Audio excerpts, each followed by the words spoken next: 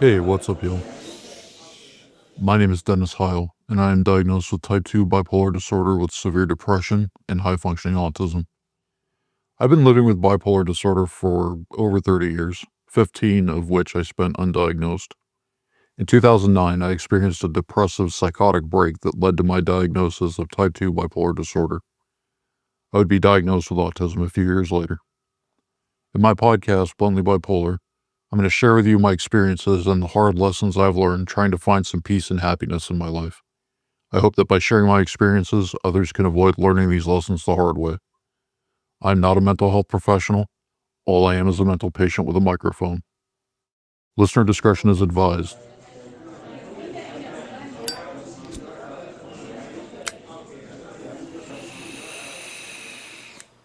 This is episode 10.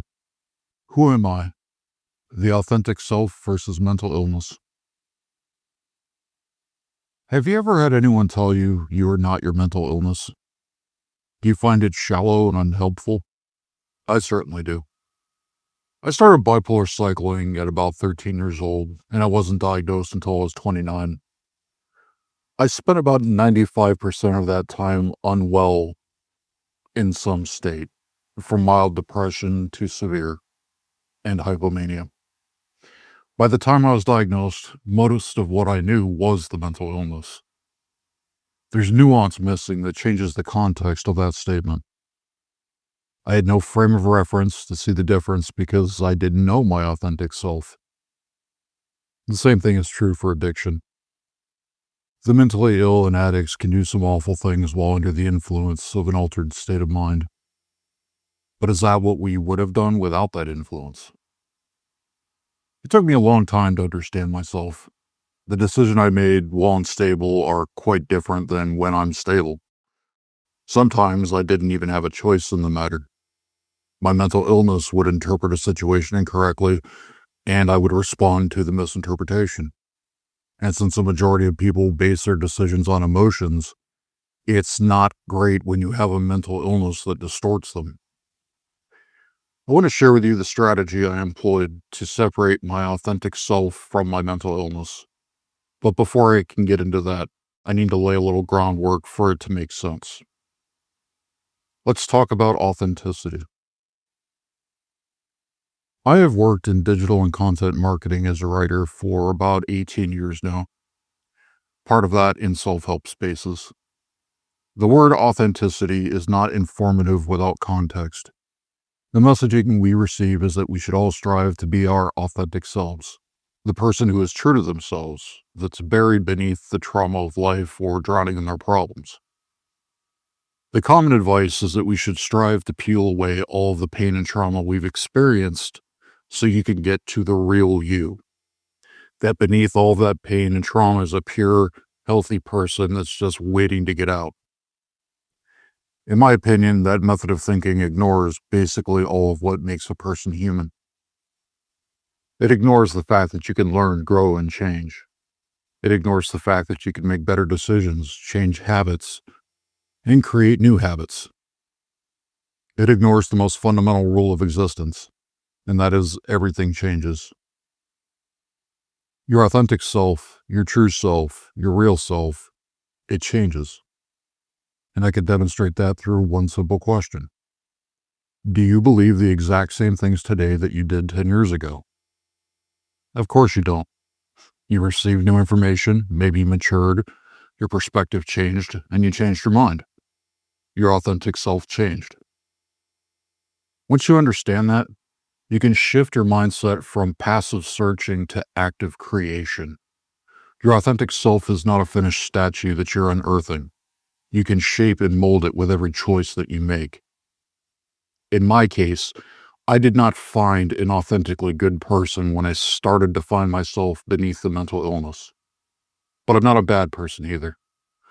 My authentic self chooses to do better things, to try to align my actions in a positive way, because that's the energy I want to put into the world. And let me give you a personal example. I used to be one of those people who highly valued brutal honesty. Just completely unpolished honesty, given and received however you like. It mostly didn't bother me because I mostly didn't care about other people's opinions in the first place. I didn't see any reason to spend time trying to polish a statement. After all, if you're that sensitive, then you're just a little bitch. Grow the fuck up, you know? Typical blue-collar bullshit. But I learned. I learned that brutal honesty is intellectually lazy. I learned from my work that the way that you deliver a message is 1,000 times more important than your message. Too much bluntness pisses people off and makes them defensive. Once that happens, you've lost the audience because they aren't listening to you. They dug in, they're defensive, and so they'll defend themselves. And so I changed, because if I'm going to speak honesty into the world to try to help someone, pissing them off doesn't serve that purpose. Instead of brutal honesty, I aim for tactful honesty, even though my authentic self still leans towards brutal. Your authentic self is not some perfect thing that will make your life all peace, happiness, sunshine, and rainbows. In fact, once I started seeing myself beneath the mental illness, I had to come to terms with a lot of things I just didn't like. Why? Because your authentic self, your true self, includes your shadow. It includes all the things that you don't like about yourself, that you're afraid of, your inner critic, all of it. And to fully embrace authenticity, you will need to accept and love those parts of you too. So let me share with you how I separated things out. The first thing you need to understand is how your mental illness affects you specifically. Mental illness does not fit into neat and tidy boxes as people tend to think. They look at the DSM, they see these hard and fast rules for diagnosis, and they conclude that it fits in this box. That's incorrect. The DSM is just a checklist of minimum symptoms for a professional who is trained in diagnosis to determine whether or not you're experiencing this issue. It does not reflect the full scope of mental illness at all. If you try to use it that way, it will knock you off course. Let me give you an example. I've been living with bipolar disorder for over 30 years now. A majority of that has been on depression. I'm diagnosed type 2 bipolar disorder, even though I have experienced a psychosis. And that's because I've never had a pure manic cycle. I've had psychotic depression and a mixed episode with psychosis, but no mania. It's spent about 2/3 of my life in some form of mild to suicidal depression. It's cost me jobs, relationships, opportunities, and so much more. Now, on the other hand, let's consider fictional person Maria. Maria is also diagnosed bipolar, but she doesn't experience depression at all, which is a thing that can happen for a small number of people with type 1. Instead, she experiences unipolar mania, meaning instead of cycling in depression, she falls back toward a more functional range after a manic cycle. It gives her energy, it makes her impulsive, she's a free spirit, outgoing and social, creative, and hypersexual. She can't maintain relationships long term because those symptoms would drive her to be unfaithful. Maria sees that as a character flaw that she feels bad about because she can't seem to stop hurting people that she loves. She also has a hard time sleeping and drinks a bottle of wine and smokes a bowl every night to try to get 6 hours of sleep. People like Maria struggle with her diagnosis because they see the things like the artistry, sociability, drive, and free-spiritedness as traits of their authentic selves. They feel positive and special, and who doesn't want to feel that way? But it's not. It'd be like getting high on ecstasy and while high saying, yes, this is who I truly am. This is amazing. It's an altered state of mind. Maria is high on her own supply. And what did the notorious B.I.G. tell us about that? Fourth commandment, never get high on your own supply. Then you have mentally ill people like myself. Any goodness that's come out of my bipolar disorder is completely incidental, or I'm just making the best out of a bad situation. It's not a gift. It's not responsible for my art. All it ever did for me was screw up my life, disrupt my ability to create, and drag me into a hole of depression. There is no silver lining, and it's been far more bad than good. And that's okay. There doesn't have to be a silver lining to everything. To try to find a silver lining in everything is toxic positivity, and it's a form of avoidance. It's avoiding the negative feelings about an experience that's just terrible. It prevents you from reaching acceptance, which may grant you some real relief. Maria and I may share a diagnosis, but we have very different lives and experiences. We don't fit in a similar box if you're just looking at the surface. What we do have in common are the core factors of this mental illness.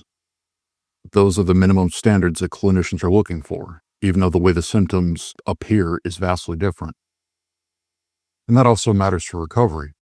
Maria will have a dramatically different perspective on what it means to be well-balanced and stable. In my opinion, this is the reason why so much information on the internet about mental illness is impractical, borderline useless, or harmful for recovery. The DSM gets rehashed over and over, and general advice that generally sounds good may not apply to you at all. And with my content marketing hat on for a moment, one of the unethical, extremely common, low-effort, low-budget content strategies is just to Google the subject matter and then rewrite whatever the top result is. The thinking is that if that content ranked, then reproducing it should provide similar results, which it doesn't. But that doesn't stop people from wasting their time and money. Hat off. Okay. So how do we solve that problem? I view life, myself, and my mental illness as a huge jigsaw puzzle. Every time I read a book, listen to a podcast, watch a video, talk to someone, or speak with a professional, I'm looking for the pieces that go to my puzzles. If it doesn't apply to me, then I just make a note of it and move on. But when I do find the pieces that are relevant, I try to figure out where they fit in my puzzles. That allows me to see a clearer picture as I gather more and more pieces. Now, sometimes you will find pieces and you think they belong in your puzzle, but you're not sure where they go. Or you may feel like you've completed part of your puzzle, but when you gain new information, it changes the context of the pieces. Wait, those blue pieces are water, not sky. In my life, that realization came after I learned that the symptom irritability is not obvious. As a layman, when I hear irritability, I think being mildly annoyed or agitated. But that's only the ground floor of the building. The floors above it contain emotions like anger and rage, which can lead to aggression and violence. Not every angry person is going to be violent or aggressive, but it can be a precursor. Most mentally ill people are only a threat to themselves. Anger is a common symptom of depression in men. It's one of the most visible because we have been socially conditioned to see anger and aggression as strength. Displays of weakness or vulnerability makes you less of a man. There's not much shame in anger for the angry person, not until they realize how embarrassing it is to lose control like that. Are you afraid? Sad? Nervous? Keep that shit behind closed doors, man. You don't want to give your woman the ick. She'll think you're less of a man for it and lose attraction to you. Other men won't respect you. They'll see you as weak and soft, a pushover to be taken advantage of. A real man stays focused on the task and keeps his shit together. But after I learned that about irritability and the way clinicians evaluate it, it made several pieces of my puzzle finally make sense. I could see them clearly. I spent all that time either depressed or angry, and it caused me to see the world through rage-colored glasses. My impatience, my hostility, the flash anger at frustration, the fact that my anger was ruining relationships and jobs over the course of decades. All of that falls within the scope of irritability for the context of diagnosis. At least it did for me. Then there are the more serious problems, like what drove me to my diagnosis.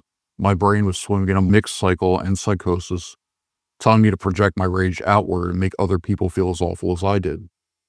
It isn't that I was an angry or hateful person.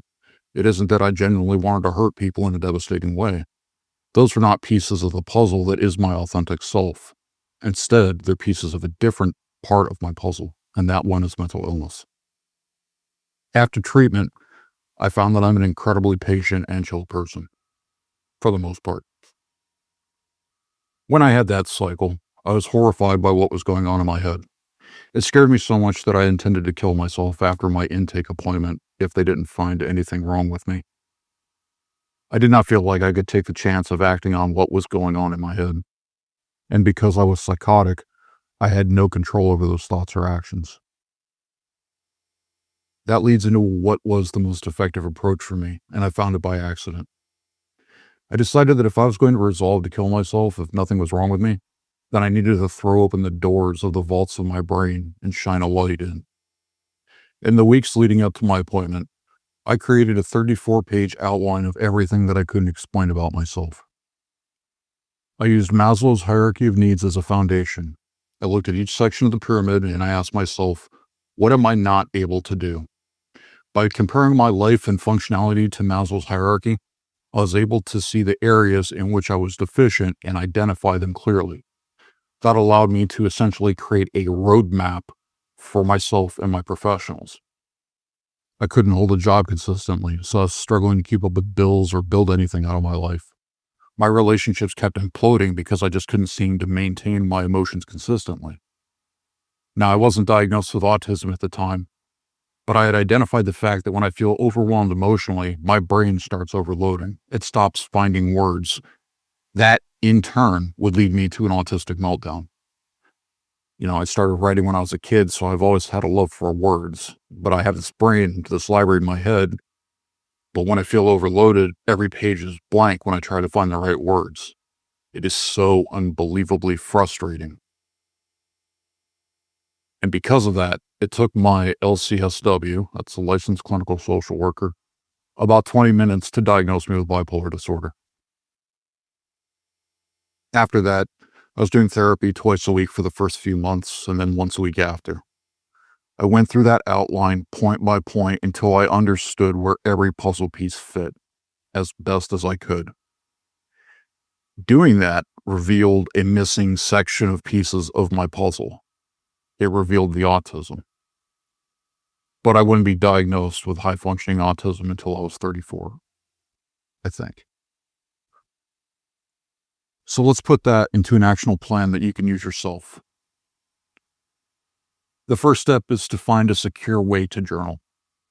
The optimal approach is with pen and paper.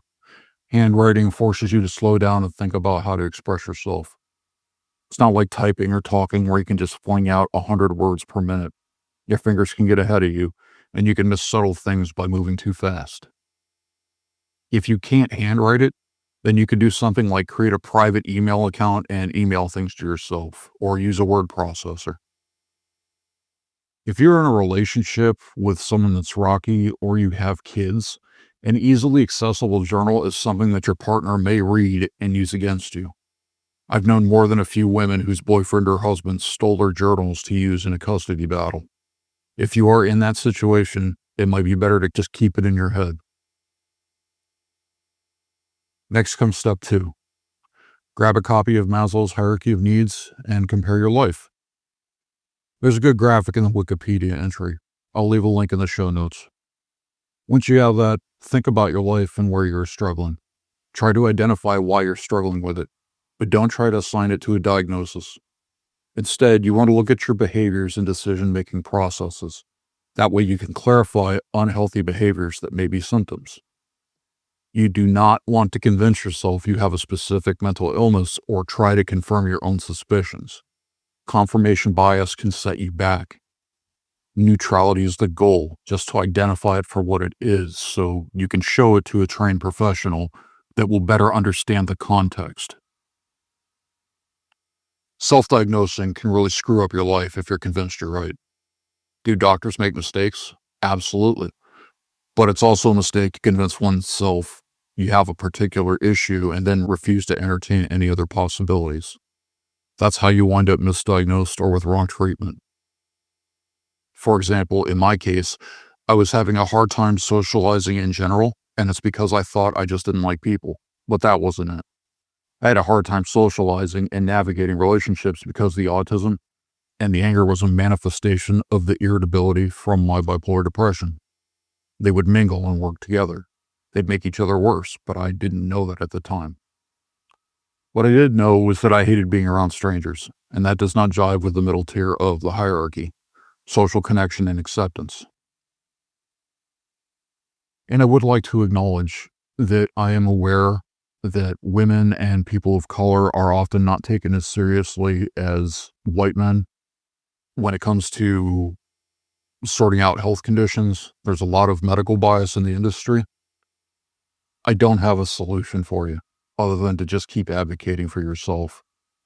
There are a lot of people who dialed into what was wrong with them before their doctors did, but it's a kind of a catch-22 situation. I think that if I were in that position, I would ask the doctor to fully explain why they're diagnosing me with a particular thing. Force them to articulate it, what symptoms they're seeing, what's causing them to view you in the light that they are.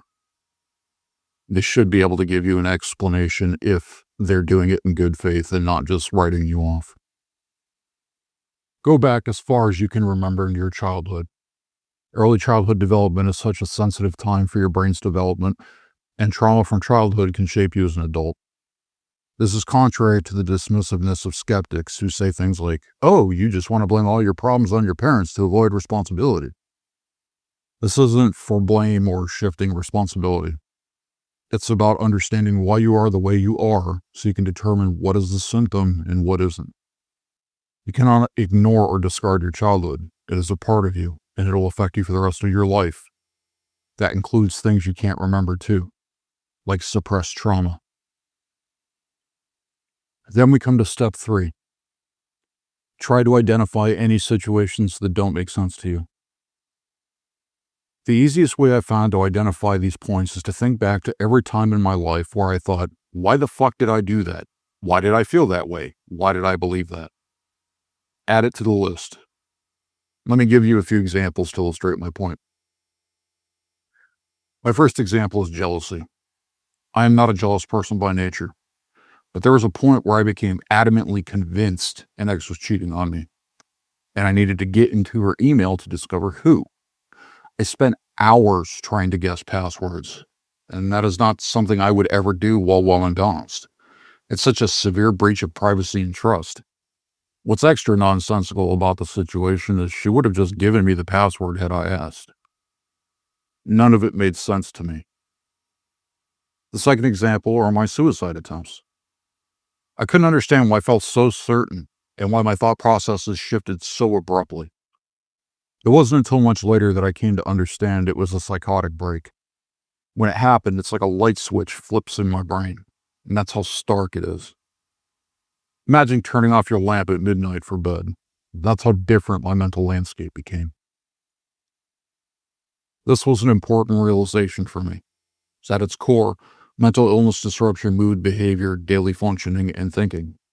That means when I'm unwell, I'm not thinking or acting how I would if I were stable.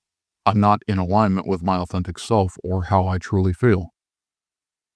When I find myself thinking, what the hell was I thinking? I treat it as a clue, because when my own behavior confuses me, I know it's not coming from a place of authenticity. If it were, even if I were choosing a wrong action, I wouldn't be confused about it. It would just be something I decided to do and make sense when I look back on it. Any action I can't trace the source of, I consider a red flag to examine closer with a professional. It came from somewhere in the shadowy recesses of my brain, so where did it come from? Even if you think you understand where it comes from, still run it by your professional. They may have different insight that can recontextualize pieces of your puzzle. No, that's not water, that's sky, and here's why. Because they have the clinical training and practical experiences to more effectively identify it. Now, after I rebalanced from the password incident, I felt ashamed, guilty, confused, and like I had betrayed her trust. I confessed to it immediately and apologized, but I couldn't understand why I did what I did until years later. It was just bipolar disorder, doing what bipolar disorder does. But that also informed me of pieces of my authentic self and how much I valued things like loyalty, honesty, and autonomy for both of us in the relationship. And that brings me to step 4, therapy. What this process did for me was create a list of puzzle pieces. So many people just thoughtlessly parrot, go to therapy, without ever explaining why you should bother. As though therapy is some mystical and magical thing that'll fix everything. But now when I step into the office, I have an actionable, tangible goal in front of me. I'm not the kind of person who wants to sit down and talk about it or just vent or complain. I was therapy resistant because I didn't see it as the proactive process it can be. Instead, I saw it as a passive activity. Just talking about something has never provided me any kind of peace. And that's just not the way I'm wired. I saw therapy as incredibly shallow. Like, why the fuck do I want to talk to some dick and business casual who learned about my problems from a book? Pay a stranger to give a shit? Fuck that, man. My life may suck, but I have my pride. I ain't gonna sit around and fucking cry about it. I ain't gonna change anything. Total waste of time. But I was wrong. That's not an accurate view of reality. Instead, it's part reality and part twisted by my misunderstanding and mental illness. It's anger, depression, and cynicism that wanted me to accept that as truth. But in my experience, both with professionals, as a client, or as a friend, a majority care deeply about their work and patients. Then there's also plenty of mentally ill people who go to work in social services and mental health. We paint these people as others, as part of a faceless system that doesn't give a fuck about us. In reality, they're using the same system as we are. The outline will give you actionable goals. Once you start understanding the pieces, you can figure out where they fit. Now, there are a couple things that you want to keep in mind as you do this. The first thing is you should expect your puzzle to constantly change. As you learn more things about your life, your mental illness, and yourself, the context of the pieces will change. Once you identify they've changed, don't hesitate to pick them up and put them where they belong. Try not to cling too tightly to the piece if it needs to move or doesn't belong. Acceptance is the key to progress. The second is this approach requires radical honesty with yourself. I'm going to repeat that. It requires radical honesty with yourself. You're going to have to talk about the things that you don't like about yourself, that you're afraid of, ashamed of, and whatever other clutter you conceal in your shadows. It was in the difficult, painful spaces of my brain where I found the most understanding of myself and my mental illness. Third, it's not a fast process. It took me about 1.5 years of weekly therapy to get through the entire outline. That's including new things I identified along the way that I had to add to the list. So expect that to change. You will continue to find and create pieces of yourself as life goes on. Be curious. Take what resonates and leave the rest. Consider yourself an eternal work in progress. And lastly, a majority of the puzzle pieces you're going to come across may not go to your puzzle. They go to other puzzles. Puzzles of people who experience life and mental illness differently than you do. That's why you should always be mindful if you decide to give or receive advice or talk about mental illness. What is true for you may not be true for me, and vice versa.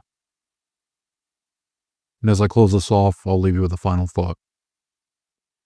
Experts on mental illness and bipolar disorder are clinicians who have spent years in education to develop a broad understanding of mental illness.